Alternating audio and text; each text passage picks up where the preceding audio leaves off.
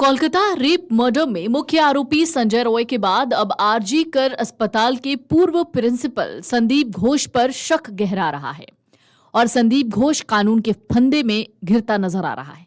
पहला फंदा सीबीआई का है, जो संदीप घोष से 5 दिन में कुल 64 घंटे की पूछताछ कर चुकी है।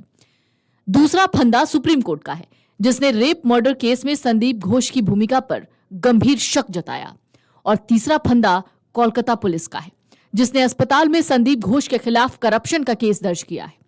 अब पूर्व प्रिंसिपल संदीप घोष पर कानून का शिकंजा कस रहा है, क्योंकि अब सीबीआई को भी शक है कि डॉक्टर रेप मर्डर केस में पूर्व प्रिंसिपल संदीप घोष कुछ सच छिपा रहा है।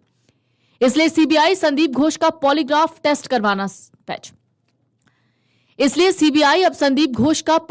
टेस्ट करवा सकती है और अब संदीप घोष के काले कारनामे भी खुलकर सामने आ रहे हैं।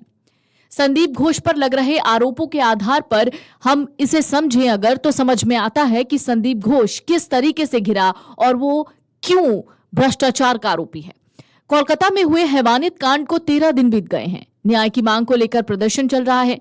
मुख्य आरोपी संजय रॉय के अलावा जिस शख्स पर जांच एजेंसी की नजर है वो है संदीप घोष, क्योंकि डॉक्टर संदीप घोष पर एक नहीं बल्कि 10 से ज्यादा पाप करने के आरोप हैं। यह खुलासा खुद संदीप घोष को करीब से जानने वालों ने किया है। संदीप घोष पर पहला जो आरोप है वो है कि मेडिकल कॉलेज में ये माफिया के नाम से जाना जाता था।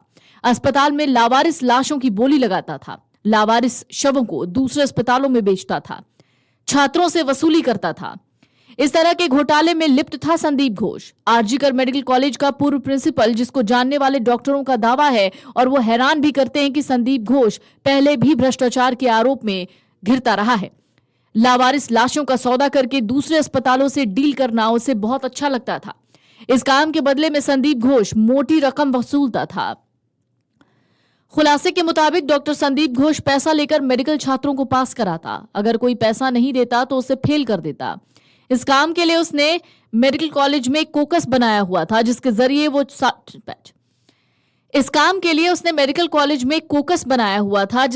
वो छात्रों को डराता और धमकाता था। हैरानी की बात यह है कि डॉक्टर संदीप घोष को करीब से जानने वाले डॉक्टर उत्पल बंदोपाध्याय ने भी 1000 पन्नों की एक रिपोर्ट बंगाल के हेल्थ सेक्रेटरी को दी है, लेकिन 1 साल से ज्यादा वक्त गुजर गया, इसके बाद भी विजिलेंस विभाग ने कोई कार्रवाई नहीं की।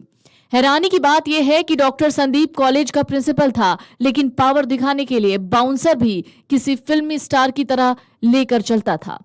खबरों के मुताबिक संदीप घोष पर सरकारी पैसों के दुरुपयोग करने का आरोप है। बांग्लादेश से अवैध बिजनेस तक में लिप्त होने की आशंका है।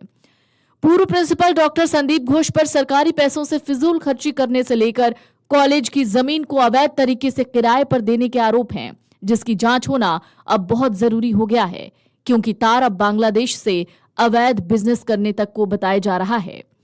सीबीआई 7 दिन से एक सबूत इकट्ठा कर रही है। पिछले 6 दिन से हर रोज सुबह से लेकर शाम तक डॉक्टर संदीप घोष से पूछताछ की जा रही है।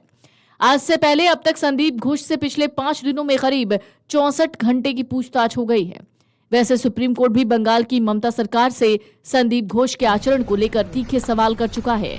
साथ ही हत्या के वक्त संदीप घोष की मौजूदगी पर भी सवाल उठ रहे हैं।